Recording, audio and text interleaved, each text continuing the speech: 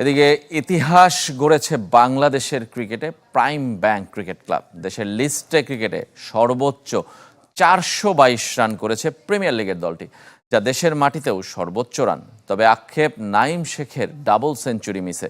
125 বলে 176 রান করে থামেন এই বাঁহাতি ব্যাটার। দেশের লিস্টে ক্রিকেটে যা পঞ্চম সর্বোচ্চ রান।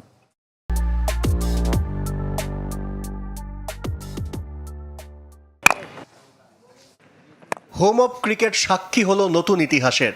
মিরপুরে এর আগে 50 ওভারের ম্যাচে কখনো 400 রানের ল্যান্ডমার্ক স্পর্শ করতে পারেনি কোনো দল। দেশের লিস্টে ক্রিকেটেই তা হয়নি। অনন্য কীর্তি গড়ল prime bank cricket club. Dhaka premier league ইতিহাসেরও সর্বোচ্চ রানের রেকর্ড গড়ল তারা। ভাঙল 7 বছর আগের আবাহনের রেকর্ড।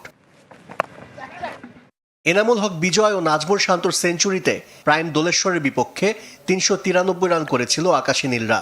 এরপর প্রাইম ব্যাংক দুইবার কাছাকাছি গিয়েও স্পর্শ করতে পারেনি। অবশেষে পেরেছে ব্যাংক দলটি। 422 রান দেশের সর্বোচ্চ, তবে বিশ্বে লিস্টে ক্রিকেটে 38তম।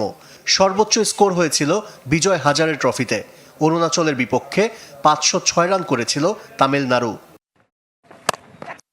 প্রাইম ব্যাংক 400 রানের ল্যান্ডমার্ক স্পর্শ করে রিশাদ হোসেনের ব্যাটে। তবে এ পাহাড়সম রানের বড় কারিগর নাইম শেখ। মিরপুরে রীতিমতো সাইক্লোন বইয়ে দেন এ বাঁহাতি ব্যাটার। ব্রাদার্স বোলারদের নিয়ে ছেলে খেলায় মাতেন। লিস্টে ক্রিকেটে দ্বিতীয় ডাবল সেঞ্চুরির সুযোগ ছিল, ভাঙতে পারতেন সৌম্য সরকারের রেকর্ড। তবে 125 বলে 176 রানে থামেন নাইম। তখনও ইনিংসে 11 ওভার বাকি। তবে লিস্টে ক্রিকেটে বাংলাদেশি ব্যাটারদের মধ্যে পঞ্চম সর্বোচ্চ রান নাইম শেখের। 2019-এ বিকেএসপিতে 208 রানের টর্নেডো ইনিংস খেলেন সৌম্য। সে তালিকায় আছে রকিবুল হাসান, এনামুল হক বিজয়, মুমিনুল হকেরও নাম। আর জিম্বাবুয়ের বিপক্ষে 176 রান করে তালিকার 6 নম্বরে লিটন দাস। রেকর্ড ভাঙা গড়ার দিন আরও একটি ইতিহাস লিখেছে প্রাইম ব্যাংক। 50 ওভারের ম্যাচে দেশের মাটিতেও সর্বোচ্চ রান এখন প্রিমিয়ার লিগের এই ক্লাবের, যা আগে ছিল ভারতের। 2022-এ চট্টগ্রামে ঈশান কিষানের ডাবল সেঞ্চুরিতে 409 রান করেছিল টিম ইন্ডিয়া।